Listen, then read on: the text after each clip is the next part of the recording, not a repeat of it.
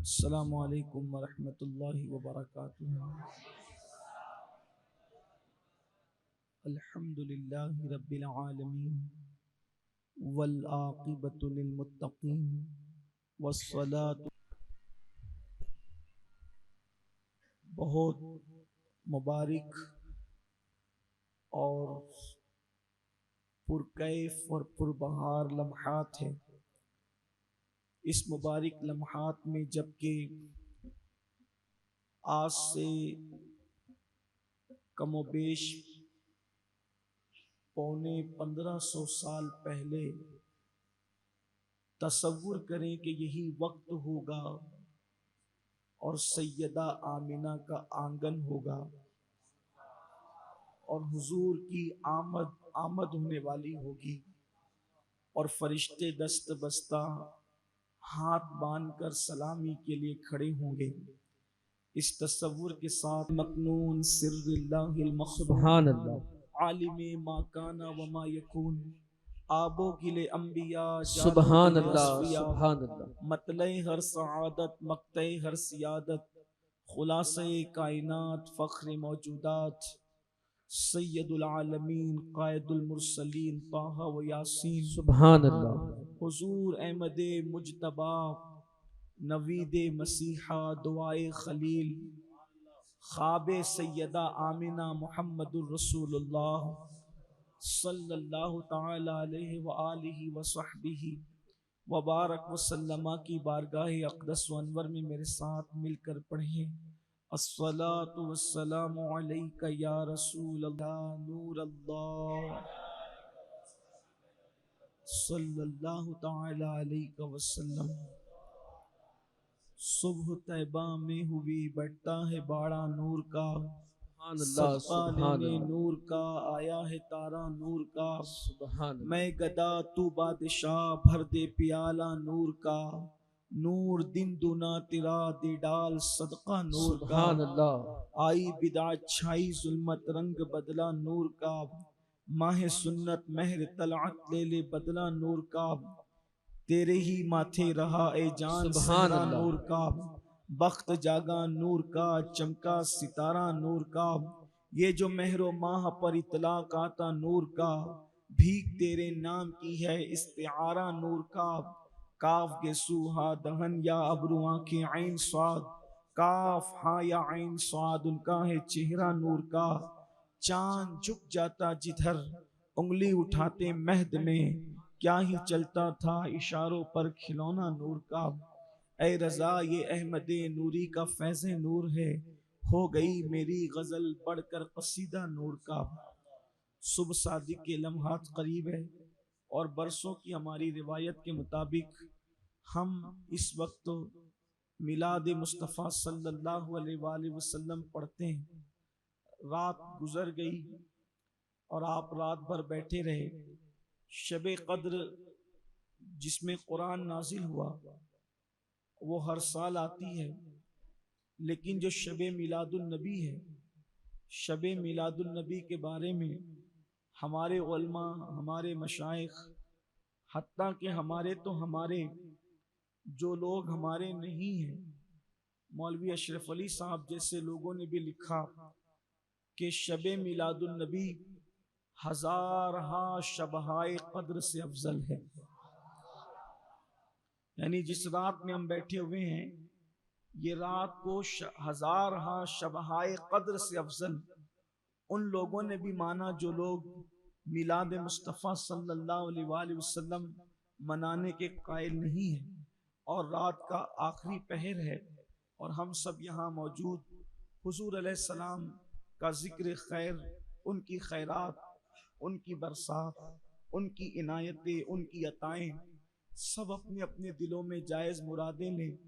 इसलिए कि हुजूर अलैहिस्सलाम जब दुनिया में तशरीफ न लाए थे तब भी लोगों को अता कर रहे थे, दुनिया में आए तो भी अता किया, और दुनिया से ज़ाहिरी तौर पे तशरीफ ले गए तो भी लोगों को अता कर रहे हैं।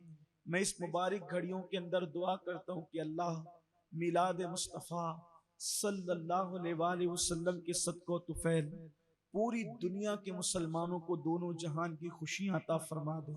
सबकी मुरादें पूरी फरमा दे, सबकी तमन्नाएं पूरी फरमा दे। ये क्यों कहूँ मुझको ये अता हो ये अता हो, ये क्यों कहूँ मुझको ये अता हो ये अता हो, वो दो के हमेशा मेरे घर भर का भला हो। मंगता तो है मंगता कोई शाहों में दिखा दे, जिसको मेरे सरकार से टुकड़ा ना मिला हो। और क्यों अपनी गली में वो रवादार सदा हो, जो भीख लिए राहे गदा देख रहा हो। आता है फकीरों पे उन्हें प्यार कुछ ऐसा, खुद भीख दे और खुद कहे मंगता का भला हो। शुभ शादी का वक्त होने तक मैं आपके सामने हुजूर की मिलाद शरीफ पेश करूंगा, लेकिन उससे पहले मुझे एक रिवायत याद आ रही है। शरा मवाहिब के अंदर इमाम जुर्कानी ने एक रिवायत लिखी है कि हुजूर अलैहिस्सलाम का बचपना था, अल्लाह के हबीब अलैहिस्सलाम का बचपना था, और मक्कतुल मुकर्रमा में कई दिन हो गए थे बारिश नहीं हुई थी। मक्के में कई दिन हुए बारिश नहीं हुई, और हुजूर का बचपना है। मक्के वाले जब खुश्क साली से, मक्के वाली जब कहत साली से तंग आए, तो अपने सरदार हजरत अबू तालिब के पास आए, और आने के बाद कहा, अबू तालिब तुम नहीं देखते कि बारिश बंद हो चुकी है, बारिश रुक चुकी है, कहत साली का जमाना है, अब आप दुआ करें ताकि बारान रहमत का नुज़ूल हो। हजरत अबू तालिब मौलाए कायनात के वालिद के पास मक्के वाले आकर कहते हैं कि आप बारिश के लिए दुआ करें ताकि बारिश हो। इमाम जुर्कानी लिखते हैं, हजरत अबू तालिब तो थे बड़े दाना और होशियार। उन्होंने क्या किया, अपने घर के अंदर गए, और घर में जाने के बाद अपने कंधों पर बिठाकर किसी को लाया। देखने वाले कहते हैं एक खूबसूरत सा वजूद था, नन्ना सा खूबसूरत हसीन और जमील वजूद था, और अबू तालिब ला करके उस पीठ को, उस पुश्त को काबे की दीवार से लगा देते हैं। वो कौन था? वो कोई और नहीं था, वो आमिना का लाल, वो अब्दुल्ला का लख्त जिगर। अभी ऐलान नबूवत भी नहीं हुआ, अभी नुज़ूल कुरान भी नहीं हुआ, अभी हुजूर को बहैसियत नबी मेरे आका ने ऐलान भी नहीं फरमाया। हुजूर का मासूम बचपन है। जनाब अबू तालिब अपने कंधों पे बिठाकर हुजूर को लाते हैं और दीवार से पीठ लगा देते हैं, और पीठ लगाकर हुजूर से कहते हैं, मोहम्मद दुआ करो कि बारान रहमत का नुज़ूल हो जाए। अल्लाह अकबर। हुजूर अलैहिस्सलातु व तस्लीम ने, हदीस में आया कि दुआ नहीं फरमाई बल्कि अपनी उंगली उठाई। अल्लाह के रसूल अलैहिस्सलाम ने अपनी उंगली उठाई। मक्के में चिलचिलाती धूप थी, हुजूर का उंगली से इशारा क्या करना था कि वो धूप खत्म हो गई और बादल आ गया, और जब बादल आया तो ऐसा बरसा कि पूरा मक्का जलथल हो गया। इस वाक़े से जनाब अबू तालिब इतने मुतासिर हुए कि उन्होंने हुजूर अलैहिस्सलाम की शान में एक कसीदा लिखा, जिसका एक शेर बुखारी शरीफ में भी मौजूद है। वो कहते हैं, वो अब यदो युस्तस्कल गमाम बेवजही सिमालुल यताम इस्मतुल लिल अरामली। वो कहते हैं कि ये वो नूरानी चेहरे वाले खूबसूरत है जिनके चेहरे के सदक़े में बारान रहमत मांगा जाता है, बारिश मांगी जाती है। और उस बचपने के वक्त में उनके लिए कहा गया, क्या कहा गया कि ये वो हैं कि जो यतीमों के गमगुसार है, और जो गरीबों के गमगुसार है, और यतीमों की खबरगिरी करने वाले हैं। हमारे आका का बचपना ऐसा था। हजरत सैयदा हलीमा सादिया फरमाती हैं, हलीमा कहती है कि जब सैयदा आमिना खातून ने मुझे मोहम्मद अरबी को सौंपा, हजरत हलीमा सादिया कहती है कि मेरी, आप लोग सुन चुके हैं, हलीमा सादिया कहती है मेरी सवारी बहुत सुस्त रफ्तार थी, मेरे पास कुल 7 बकरियां थी, मेरे पास कुल 7 बकरियां थी। मेरे गांव और मेरे इलाके में खुशखसाली थी, पानी की एक बूंद नहीं थी, कुएं खुश्क हो चुके थे, चरागाहें खुश्क हो चुकी थी, खुश्क साली का जमाना था, गरीब लोगों के हालात ऐसे थे कि कोई पूछने वाला न था। मेरी सवारी कमजोर ना तवा और पीछे पीछे को रह जाने वाली थी। जब मैं मक्का पहुंची तो मालदार घरों के बच्चे सब औरतें ले जा चुकी थी। जब मैं मक्का पहुंची तो मुझे पता चला कि एक बच्चा है जो यतीम है, दादा की परवरिश में है और उसको ले जाना है। मैंने अपने शौहर से मशवरा किया, हारिस से पूछा, हारिस बताओ कि क्या मैं उस बच्चे को ले आऊं जो यतीम है और उस दादा की परवरिश में है। हो सकता है यतीमी की वजह से कोई ज्यादा माल न मिले, कोई ज्यादा दौलत न मिले। क्या कहते हो हारिस? हारिस ने कहा, खाली हाथ जाएंगे तो लोग अपना मजाक उड़ाएंगे। लोगों के मजाक उड़ाने से बचने के लिए बेहतर यह है कि उस यतीम को साथ ले लो। जैसे ही दरवाजे पर पहुंची, हजरत अब्दुल मुत्तलिब ने कहा कि तुम कौन हो, तुम्हारा नाम क्या है? कहा मेरा नाम हलीमा है और कबीला बनु साद से मेरा ताल्लुक है। मुस्कुराया, कहा कि मुझे तो यही कहा गया था कि हलीमा नाम की आएगी, बनु साद से होगी, ज़ुएब की बेटी होगी। बताओ तुम वही हो? अल्लाह अकबर। फरमाया तुम्हारा ही इंतखाब था। कुछ लोग सीरत निगारों ने लिखा है कि किसी ने मेरे आका को ले करके नहीं गया। लिखने वालों ने लिखा है, कलम वालों को हक है अपनी तहकीक पेश करने का, लेकिन हम अहले मोहब्बत कहते हैं कोई लेकर कैसे जाता। हुजूर ने जिसके साथ जाना था, जिसका इंतखाब था, उसको देर कर दिया गया। बल्कि कुर्बान जाएं, हुजूर हलीमा के साथ जाकर के बता रहे, हलीमा जिसका कोई नहीं होता उसके साथ मोहम्मद अरबी जाया करते हैं, जिसके लिए कोई नहीं होता उसके लिए मोहम्मद हुआ करते हैं। बेसहारों का सहारा, गरीबों का गमगुसार, यतीमों का मददगार, बेवाओं के सर पे चादरें डालने वाला, रहमतुल लिल आलमीन, कायनात का मोहसिन, मोहसिन आजम, मोहसिन इंसान नहीं सिर्फ बल्कि मोहसिन इंसानियत, मौलिम कायनात, हबीब किरदगार, महबूब किरदगार, अल्लाह के महबूब अकबर, वजह तखलीक कायनात, जिसके सदके चांद बना, जिसके सदके सूरज बना, जिसके सदके सितारों की अंजुमन सजी, जिसके सदके शफक का जमाल, जिसके सदके उफक की सुर्खियां, जिसके वजूद नाज के सदके में अंबिया को नबूवत मिली, जिसके वजूद नाज के सदके में रसूलों को रिसालत मिली, जिनके वजूद नाज के सदके में शरीफों को शराफत मिली, जिसके वजूद नाज के सदके में आदम को आदमियत मिली, जिसके वजूद नाज के सदके में नूह को शुजाअत मिली। बल्कि मेरे इमाम तो कहते हैं, खल्क के हाकिम हो तुम, रिज्क के कासिम हो तुमसे मिला जो मिला तुम पे करोड़ों दुरूद। अल्लाह ने कैसा नबी हमें अता फरमाया, जिसका बचपना भी बेमिसाल है, जिसकी जवानी भी बेमिसाल है, जिसके ऐलान नबुव्वत से पहले के लम्हात भी बेमिसाल है, जिसके ऐलान नबुव्वत के बाद के लम्हात भी बेमिसाल है। हलीमा कहती, अब्दुल मुत्तलिब दरवाजे पे खड़े थे, मेरा नाम सुना तो मुझे अंदर दाखिल किया।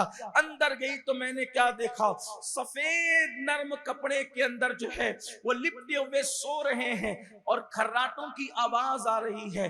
अल्लाह अकबर। अगर नींद में खर्राटे जोर से हो तो महमूद और मकबूल और पसंदीदा नहीं होते, लेकिन खर्राटे अगर हल्के हल्के हो और फिर किसी खूबसूरत की नाक से होकर निकल रहे हो तो फिर हुस्न का आलम ही कुछ और होता है। मैं तसव्वुर करता हूँ हुजूर अलैहिस्सलाम ने बचपने में भी खर्राटे लिए, बहुत महमूद तबीयत के एतबार से, जवानी में भी और आखिर उम्र तक की आदत रही। मैं सोचता हूँ कि उनके खर्राटों की आवाज कैसी होगी। फिर सोचता हूँ शायद भौरों ने गुनगुनाने की आहट जो है उसका शऊर वहीं से सीखा। अगर वो कलियों को तबस्सुम देते हैं तो वो कुमरी को बोलने का अंदाज भी देते हैं। लोग कहते हैं कि नबी खर्राटे क्यों लेते थे, मैं कहता था अगर वो चुप होकर सोते तो कुमरियों को बोलने का शऊर कैसे मिलता, बुलबुले बोलने का अंदाज कैसे पाती, बौरों को गुनगुनाहट का सलीका कैसे मिलता। अगर उनके चलने से हरन चौकड़ियां भरना सीखता है, अगर उनके मुस्कुराने से कलियां खिलना सीखती है, तो उनके खर्राटों की आवाज भी किसी को नगमगी का नया अंदाज अता करती है। अल्लाह अकबर। हुजूर हज़रत अलीमा सादिया कहती है, हल्की हल्की खर्राटों की आवाज थी। मैंने पहली मर्तबा ऐसा वजूद नाज देखा, मेरे दिल ने तड़प कर चाहा हलीमा इसको उठा ले, लेकिन ऐसी घबराई थी कि दिल मेरे काबू में न था। मैं सोचता हूँ गुम्बदे खजरा को देखकर दिल काबू में नहीं रहता, साहिबे गुम्बदे खजरा को देखकर किसका दिल काबू में रह सकता था। वो हंसी क्या जो फितने उठा के चले, हाँ हंसी तुम हो फितने मिटा के चले। हलीमा कहती हैं कि मैं उठाना चाहती थी लेकिन हिम्मत ना हुई। आमिना ने कहा हलीमा मेरे मोहम्मद को ले जाओगी? अभी हुजूर की उम्र सिर्फ 7 दिन की थी। अल्लाह के रसूल अलैहिस्सलाम ने अपनी अम्मी जान का दूध सिर्फ 7 दिन पिया, बस 7 दिन से ज्यादा नहीं पिया, सिर्फ 7 दिन। हुजूर अलैहिस्सलाम की उम्र शरीफ सिर्फ 7 दिन की थी। कहती है कि कपड़े में लिपटे हुए थे, मैं फर्क नहीं कर पा रही थी कि कपड़ा खत्म कहां होता है और वजूद नाज शुरू कहां से होता है। मैंने उनके सीने पे हाथ रखना चाहा तो आमिना खातून ने कहा ये कोई मेरा मामूली बच्चा नहीं है। इस बच्चे की पैदाइश के वक्त मैंने अजीब मंजर देखे। अब हलीमा सादिया की गुफ्तगू का आगाज करने से पहले हजरत आमिना क्या बता रही है हलीमा को वो सुन लो, इसलिए कि जो हम मिलाद बयान करते हैं वो सैयदा आमिना की बताई हुई बयान करते हैं जो उन्होंने हजरत हलीमा को बताया था। और अब वो मिलाद मेरे नबी की अम्मी जान अपनी जबान से कह रही है, मैं उसको नक्ल कर रहा हूँ। इसी को मिलाद कहते हैं, हुजूर की विलादत के वक्त के वाकयात बयान करने को मिलाद कहते हैं। और हम सुन्नियों के यहाँ उस वक्त दुआओं की कबूलियत की बशारत है। हज़रत शाह अब्दुल अजीज कहते हैं कि जब नबी का मिलाद पढ़ा जाता है तो रहमतों का नुज़ूल होता है, दुआएं कबूल होती है। शेख अब्दुल हक मुहद्दिस दहलवी कहते हैं कि जब मौलूद मुस्तफ़ा पढ़ा जाता है तो साल भर तक के वहां रहमतों का नुज़ूल होता है। शाह वलीउल्लाह कहते हैं मैं महफिल मिलाद में मक्का में शरीक हुआ। शाह वलीउल्लाह कहते हैं कि मैं मक्कतुल मुकर्रमा में नबी की मिलाद की महफिल में शरीक हुआ, क्योंकि 1924 तक मक्के में भी नबी का जुलूस निकलता था। मक्के में पूरी पूरी रात भर नबी के याद की और नबी की मौलूद की महफिल सजती थी। तो कहते हैं कि मैं नबी की महफिल मौलूद में शरीक हुआ। वो रबीउल अव्वल शरीफ के अय्याम थे। मैंने देखा कि लोगों के सर से लेके आसमान तक नूर ही नूर है। यानी वलीउल्लाह जैसा कोई आदमी हो तो वो देख भी सकता है। फरमाया लेकिन मैं ये फर्क नहीं कर पा रहा था कि मैंने माथे की आंखों से देखा या दिल की आंखों से देखा, लेकिन देखा जरूर मैंने कि अनवार बरस रहे। तो ये अनवार के बरसने का वक्त, ये रहमतों के नुज़ूल का वक्त। हजरत हलीमा सादिया से सैयदा आमिना कहती है कि आमिन हलीमा ये मेरा बच्चा कोई मामूली नहीं है जिसको ले जा रही हूँ, पहले सुन लो ये है कौन। जब ये शिकम में आया तो अंबिया आते थे हर महीने बशारत देने के लिए कि तू खातिमुन नबीयीन की माँ बनने वाली है, तू सैयदुल आलमीन की माँ बनने वाली है, तू जाने मसीहा की माँ बनने वाली, तू नवीद मसीहा की माँ बनने वाली, तू दुआए खलील की माँ बनने वाली। फरमाया मेरा बच्चा मेरे शिकम में था तो ऐसा नूर निकलता था कि मैंने उससे मुल्क शाम के महल्लात देखे। मुल्क शाम के महल्लात देखने की रिवायतें 2 है, एक बवक्त विलादत भी है और शिकम के अंदर रखकर भी शाम के महल्लात देखने का तस्करा है।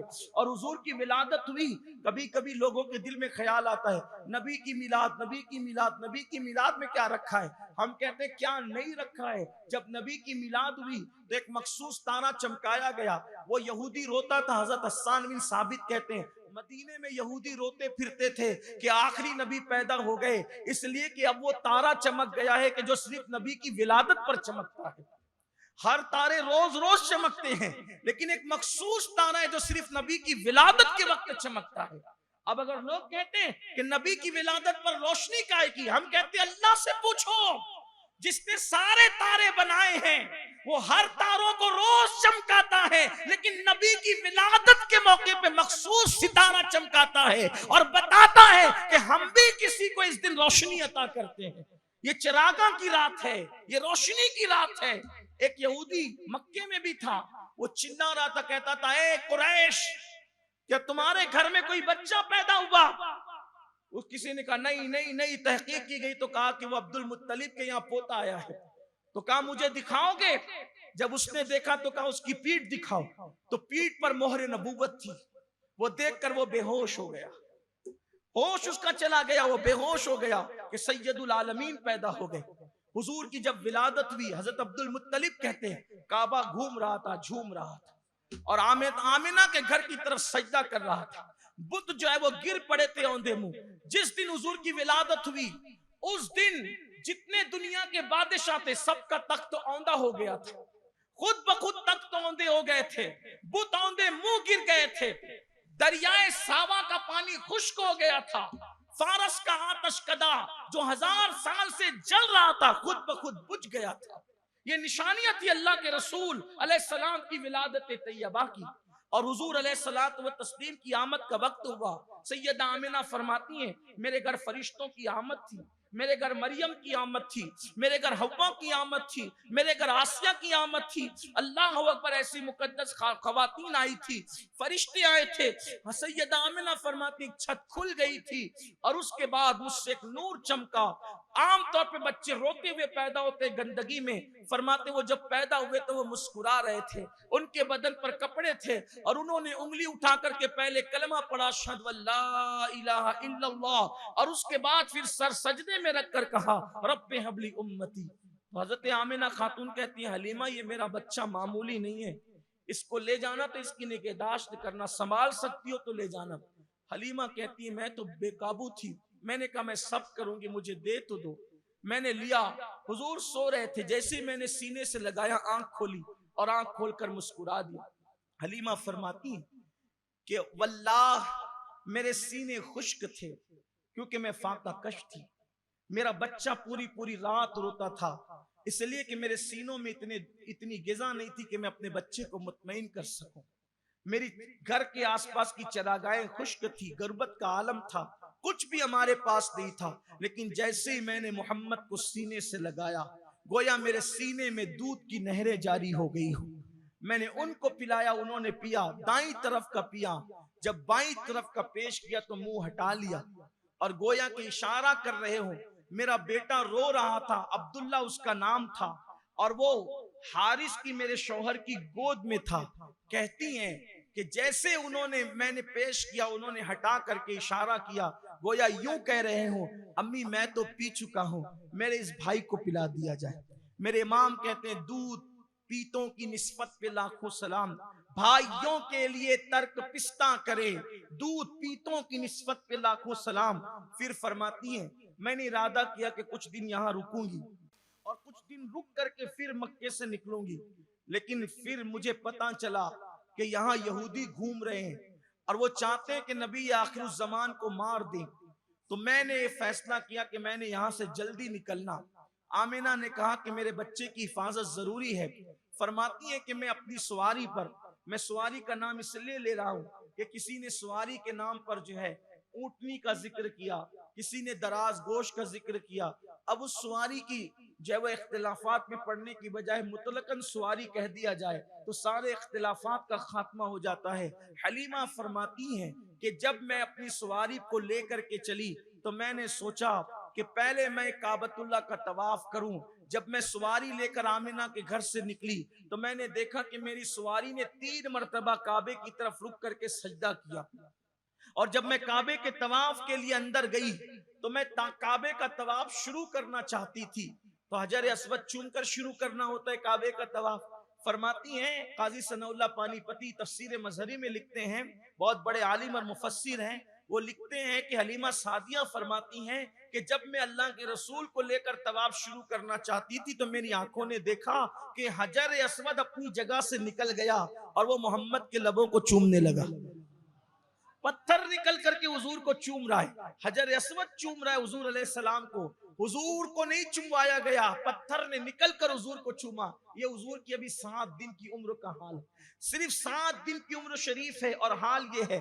फरमाती हैं फिर मैंने कोशिश की कि अब मैं जल्दी निकलूं। जब मैं निकली तो मेरी सवारी गोया के हवा से बातें करने लगी। अल्लाह ने मेरी सवारी में इतनी ताकत पैदा कर दी कि सवारी का कदम जहां पड़ता वो जंगल हरा हो जाता। दरख्तों से आवाज आती अस्सलातु वस्सलामु अलैका या रसूल अल्लाह, पत्थरों से आवाज आती अस्सलातु वस्सलामु अलैका या रसूल अल्लाह। और मैं आवाज सुनती थी, बकरियां कहती थी हलीमा किसे ले जा रही है पता है, हलीमा किसे ले जा रही पता है, बकरियां बोल रही किसे ले जा रही पता है। मैं हैरान रहती है क्या हो रहा है, तो कहती है तू आखिरी नबी को ले जा रही, तू अल्लाह के महबूब को ले जा रही। फरमाती है इसी हालत में मैं निकलती गई, हत्ता कि जब मैं ताइफ की वादियों से गुजरी तो मैंने गैब की आवाज सुनी, हलीमा तू महबूब खुदा को ले जा रही है।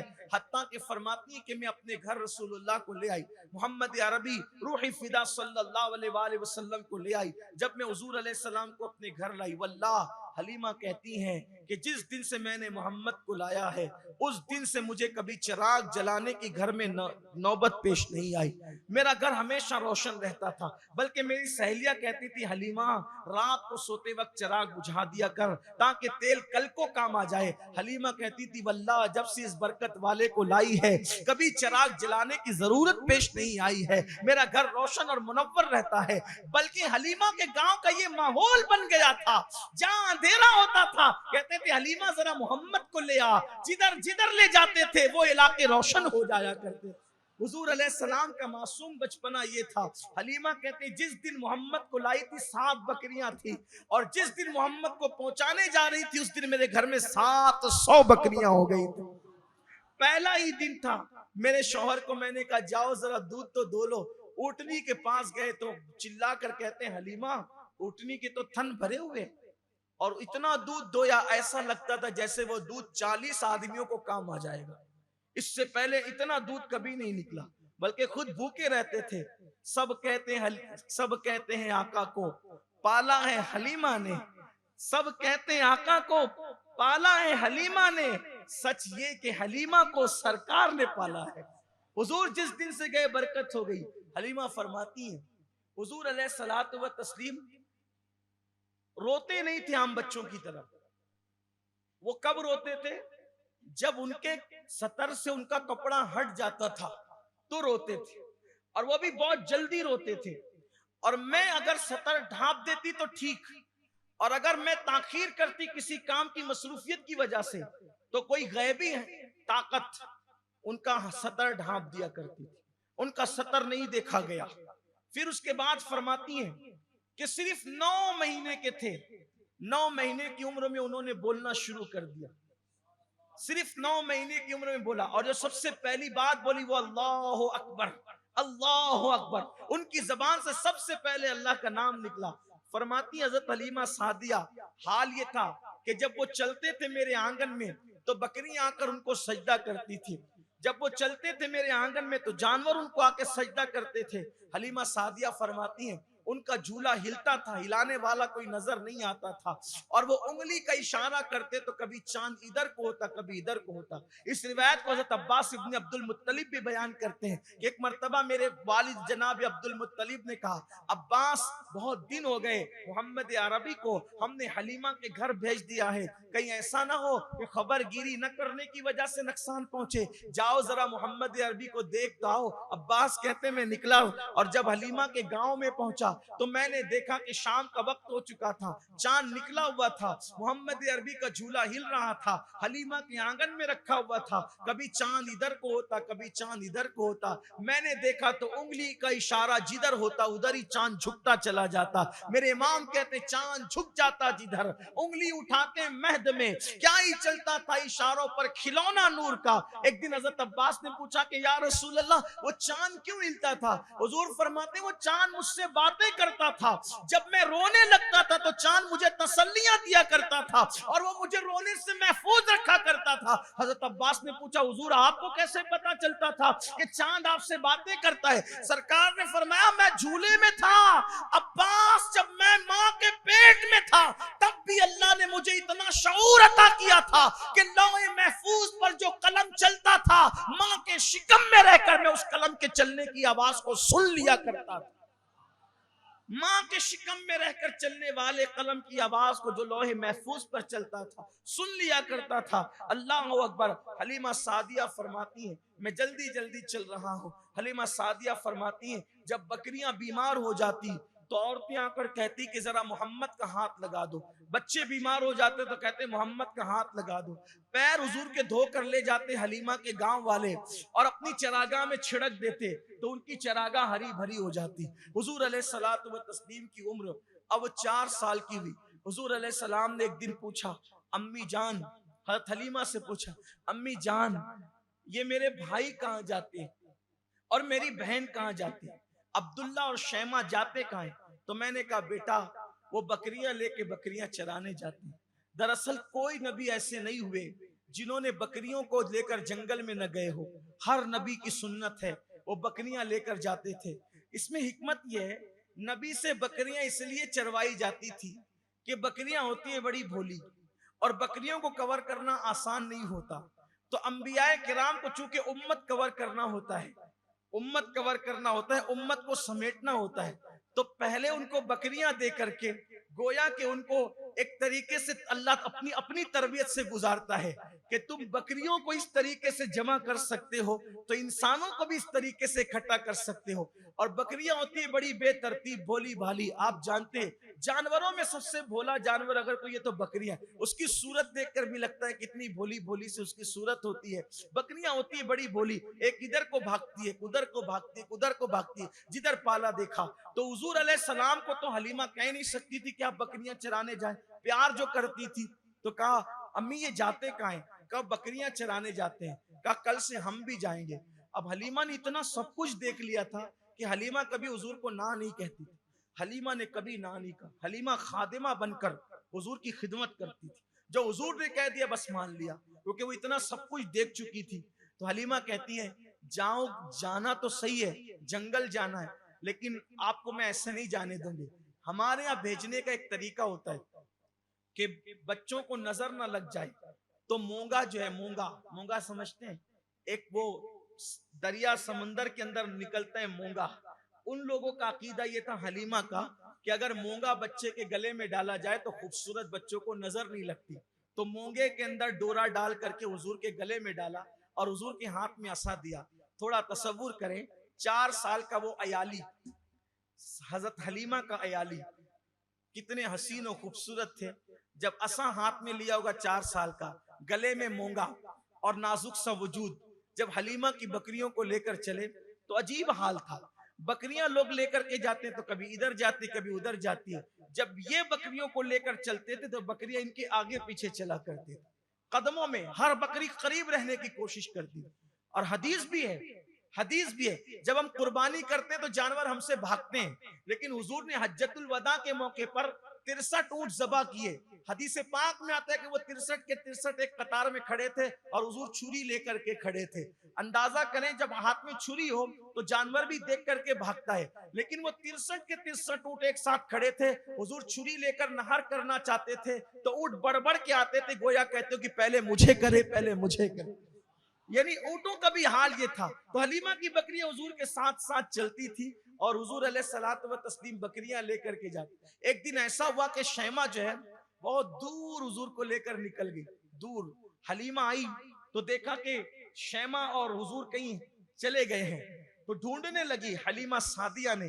जब हलीमा सादिया ढूंढने लगी तो उधर से देखा कि शैमा और हुजूर आ रहे हैं, तो बेटी को डांटने लगी, कहां धूप में लेके घूमती हो, इनको लू लग जाएगी, धूप से इनका नुकसान होगा, इनकी खूबसूरत रंगत को नुकसान होगा। शैमा ने कहा अम्मी देखो ऊपर क्या है, इनको लू नहीं लगती, इनको धूप नहीं लगती। हलीमा ने देखा तो बादल साया कर रहा था। कहा जब हमारा भाई मोहम्मद धूप में चलते तो बादल उन पे साया करता है, उनको कभी धूप नहीं लगती। हुजूर अकरम सल्लल्लाहु अलैहि वसल्लम की शान अक़दस बचपन में ये थी, ये अंदाज था मेरे आका अलैहिस्सलातु व तस्लीम का। मशहूर सा वाक़या, आखिरी बात अर्ज़ करके अपनी गुफ्तगू तमाम करूँ। सुबह सादिक का वक्त शुरू हो रहा है और हम लोग सलातो सलाम जो हमारा मामूल है वो अभी शुरू कर देंगे इंशाअल्लाह। दुआ की कबूलियत का वक्त है। हलीमा सादिया रदी अल्लाह ताला अन्हा हुजूर को भेजती हैं, हुजूर अलैहिस्सलाम बकरियां लेकर के जाते हैं। एक दिन ऐसा हुआ कि हुजूर अलैहिस्सलाम की तबीयत पे बुखार का असर हुआ। जब बुखार का असर हुआ तो हलीमा ने कहा कि आज तुमने जंगल नहीं जाना। नहीं गए, बुखार था, आराम किया। दूसरे दिन भी नहीं गए, तीसरे दिन भी नहीं गए। जब 3 दिन तक लगातार मेरे आका जंगल नहीं गए तो तीसरे दिन ये हादसा हुआ कि हलीमा का बेटा दौड़ते हुए आया, जनाब अब्दुल्ला बिन हारिस। वो दौड़ते हुए, बाद में वो सहाबी हुए और आकर कहते हैं अम्मी हमारी बकरी को भेड़िए उठा ले गए, हमारी बकरी को भेड़िए उठा ले गए। हलीमा ने कहा हाय गजब हो गया, इसी को कहते हैं गरीबी में पतला आटा। गरीब का कोई चीज खो जाए तो फिर बड़ा नुकसान होता है। कहा कि हाय गजब हो गया और रोने लगी। औरतों की आदत है नुकसान पे रोने लगी। हुजूर बिस्तर पे लेटे थे, बुखार में तप रहे थे, उठ के बैठ गए। अम्मी क्या हुआ? बेटी हमारी बकरी को भेड़िए उठा ले गए। चलो मैं चलता हूँ। हलीमा ने कहा मेरे लाल, भेड़िए कोई ऐसे जानवर नहीं कि वो इंसानों से बातें करे, इंसानों से प्यार करे। आप क्या करोगे? भेड़िया ले गया। कहा नहीं मैं चलूंगा, उससे छुड़ाऊंगा मेरी अम्मी की बकरी। वो लेकर कैसे गया? हलीमा ने कहा वो इंसानों को भी फाड़ देते हैं, वो जानवरों को भी ले जाते खा जाते हैं, वो इंसानों को भी खा जाते हैं। आपने फरमाया मुझे ले तो चलो। ले गई। फिर हलीमा वहां पर मजबूर थी, क्योंकि हलीमा जो देख चुकी थी। इसीलिए तो हजरत हलीमा को जब पता चला कि मेरे नास का पाला, मेरा दूध पीने वाला, उसने नबूवत का ऐलान किया है, तो हलीमा पूछने भी नहीं गई कि आपने नबूवत का ऐलान किया। हलीमा ने कहा अगर उसने नबूवत का ऐलान किया है तो मैं तस्दीक करती हूँ और कलमा पढ़ती हूँ मोहम्मदुर रसूलुल्लाह, क्योंकि मैं वो सब देख चुकी हूँ जो वो कह रहा है। मैं तो देख चुकी हूँ। हजरत हलीमा सादिया के ईमान पर किसी को कोई कलाम नहीं। हलीमा सादिया ने इस्लाम कबूल किया है। अल्लाह अकबर। तो मेरे आका ने कहा चलो मैं चलता हूँ। 4 साल की उम्र शरीफ है। आका अलैहिस्सलाम जंगल में आए। हलीमा है, उनके शौहर है, उनकी बेटी है, उनका बेटा है।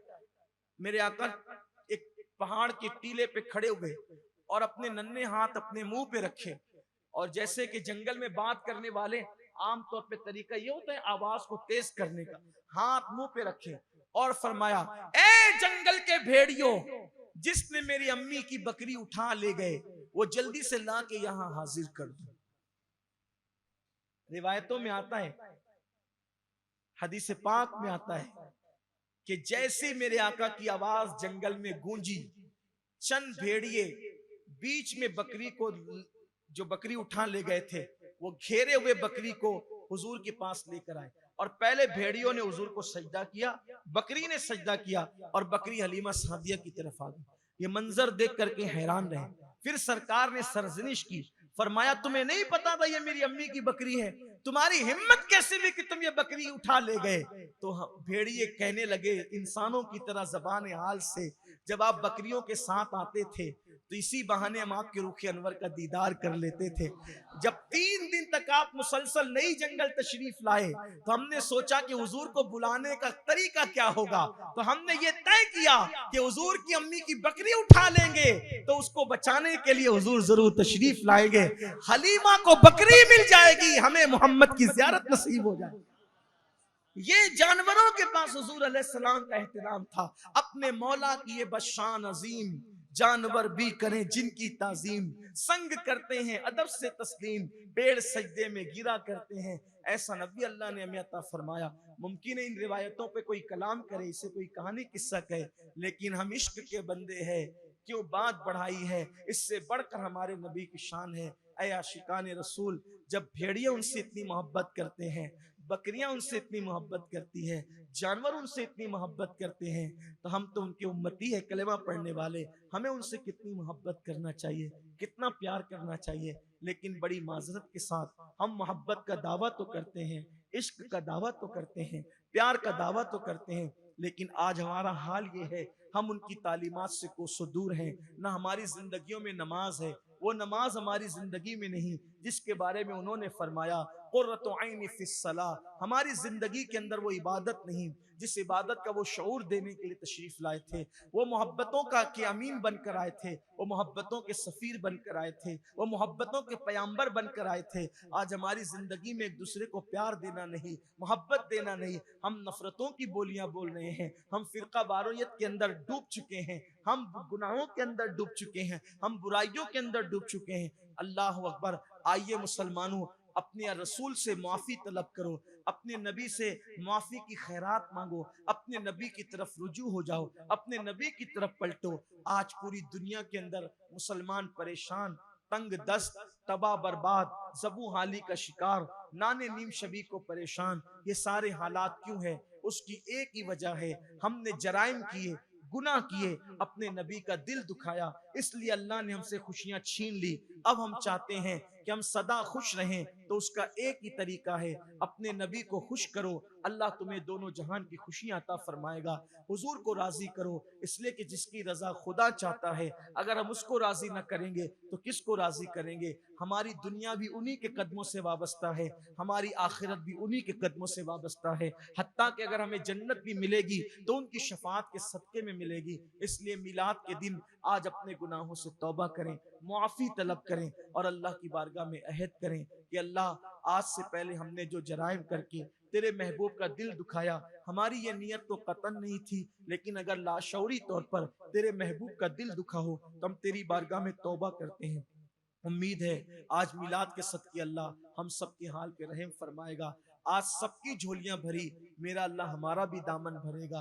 अल्लाह हम सब की मुश्किलें आसान करे, अल्लाह हमारी बनाएं दूर करे, अल्लाह हमारी बीमारियां दूर करे, अल्लाह पूरी उम्मत के मसाइल को हल फरमा दे।